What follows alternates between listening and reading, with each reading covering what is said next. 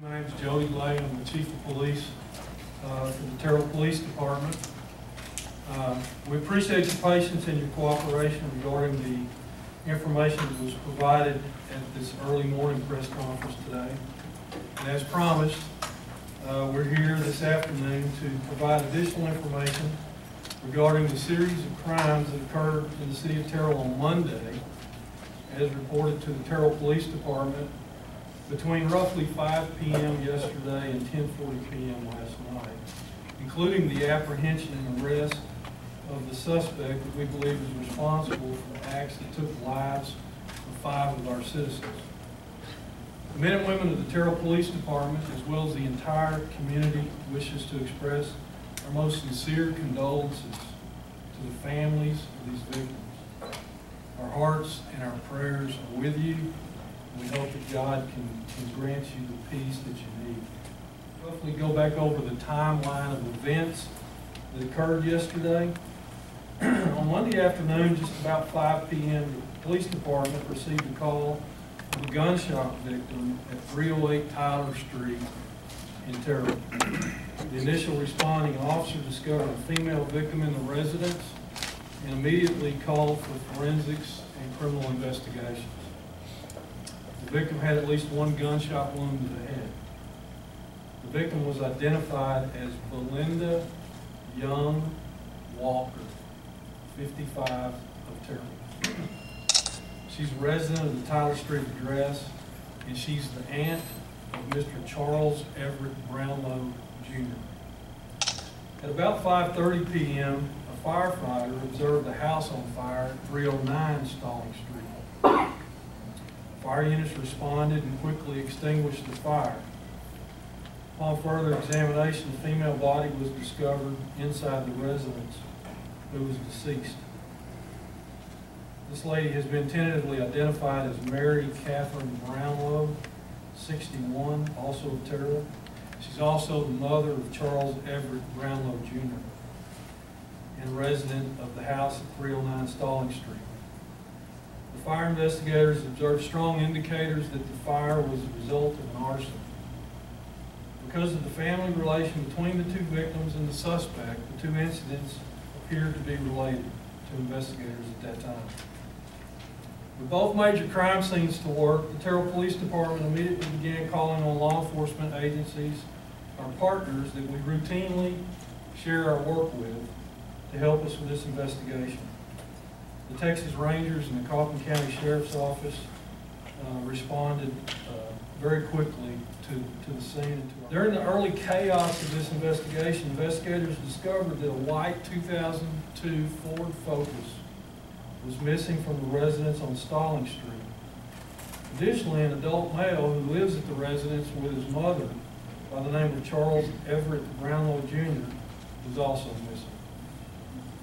Police assumed that the Ford Focus had possibly been stolen by the perpetrators of this offense, and the vehicle was reported stolen on NCIC.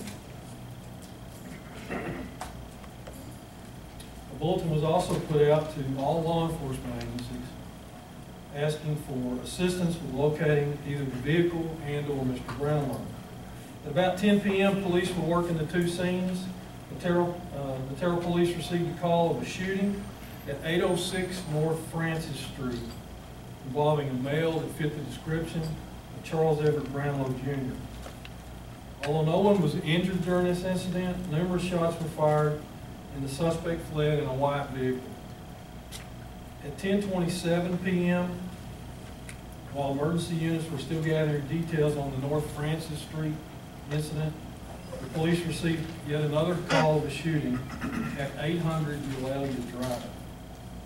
The suspect in the vehicle matched the description of Mr. Brownlow in the vehicle he was believed to be driving. The police officers on the scene at Eulalia Drive discovered the bodies of a male and a female who were deceased, both suffering from gunshot wounds. Jason Michael Wooden, 33, of Terrell, and Kelly Lynette Sluter, 30, of Terrell, were deceased at the scene. They both were the residents of this house on Eulalia. 3-year-old baby who was in good condition, and luckily we were able to release him to his family.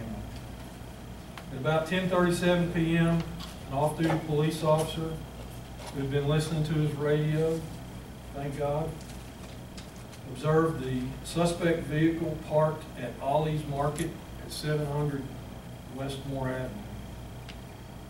He observed the vehicle and also observed an individual inside the store that he believed fit the description of Charles Everett Brownlow Jr. While he was calling out this information over the radio, the suspect suddenly fled out the store, jumped into the vehicle, and began leaving the scene eastbound on Moore Avenue. Several marked police units engaged the car as it turned southbound from Moore Avenue onto Hattie Street.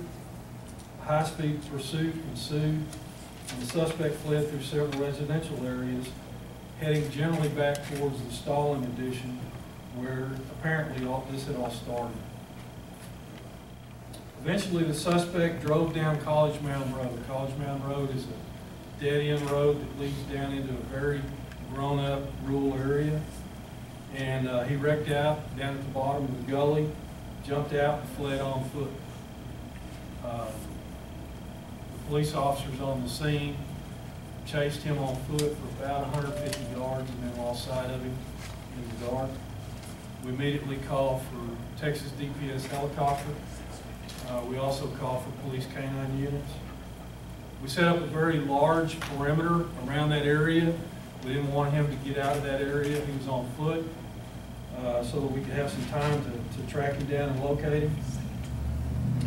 At approximately 1:30 a.m., the DPS helicopter located a suspect in the field. Ground units were coordinated, and they were able to take him into custody without incident, and he was determined to be Charles Everett Brownlow Jr. Taken to the Terrell Police Department, where he's being held on one count of capital murder and one count of evading arrest of a vehicle. As all of you have probably discerned from the information that's been released thus far, a number of additional charges should be anticipated, including additional capital murder charges. We will continue to move forward diligently and appropriately and with due regard for our responsibility that we have at hand here. All the next of kin involved in this have been appropriately and duly notified. Chief, do you have any indication after a day of interviewing Brownlow why he did this? We have some indications. I don't really want to speculate on motive at this point. We do have several theories that we're working. Chief, did you know the people that were on Leyland Street, a couple people? All indications are that he did know those people. Do you know what their relationship was? Other than they hung out occasionally, that's the extent of it. Did you come at the gas station? Who was Ren? Yes. Was there attempted robbery as well at the Ollie's Mart? Yes. Do you know when he got away with his running over? There was evidence that he did get away with, and we have recovered that evidence. Which murder has he been charged in? Yes, ma'am? The family says that, believe that he might have been on ice or some sort of drug. Did you find that he was impaired when you arrested him? He does appear to be intoxicated on some sort of substance. At this point, we don't have a real good idea exactly what that is. Is he responding to questions? I can't comment on that right now. Which murder has he been charged in? Been charged with the capital murder from Ollie's Food Store, 700 West Michigan. And back to that victim, Chief, I'm sorry, I didn't hear the question. Did he know the victim? No, he did not. And he was charged in that murder because of the video surveillance, or? He was charged with that murder. The other homicide investigations are still under investigation. We do anticipate additional charges. What about, did you recover one weapon, multiple weapons? Do you know what was used? We have indications that there was only one weapon involved.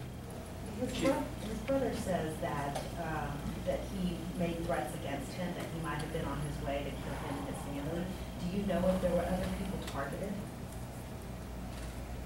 All I can say is I think that had the police officer not intervened, I was very concerned that we would have had additional situations that we would have to deal with that. Suspect, what was his criminal history, and should he have had a gun? I can't comment on this. The 8 or 9 hours that this was unfolding, what information did the police provide to residents of the town as this gunman was going around attacking so many places? What were residents told, if anything, about this thing going on in their midst? You gotta understand, this was an extremely dynamic event, changed very rapidly. You know, in hindsight, it's always wonderful to look at a timeline and determine that it was clearly predictable that this was occurring and that this guy was on the loose. And that's not exactly in real time how it unfolded. We had to put this together, piece it together, just like we do on any investigation. And we were scrambling, quite frankly, for the first several hours of this investigation. And we were doing the best we could do. I don't think we had anything that would have been of real value to alert the public. We did, as soon as that car was stolen, put it out to all law enforcement agencies in Texas to be on the lookout for that vehicle.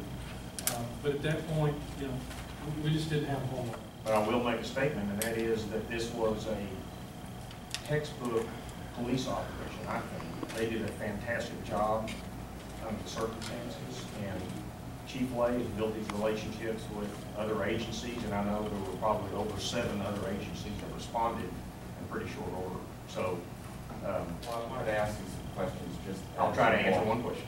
As a mayor, what is your message to the community? As you know, unfortunately, this has been a very violent year here in Kaufman County. People are very unsettled by what's happened. What is your message to people here? I don't understand, I guess I don't understand why anyone would link any events in Kaufman County. This was an isolated incident with one suspect who was, as I mentioned before, who was captured as a result of a really great police investigation and police work. So I don't see how that affects the citizens. I don't think any of our citizens would link those two things or link any of these other events. This is just an isolated person, and this could have been any place. So you still feel like this community is safe? I know this community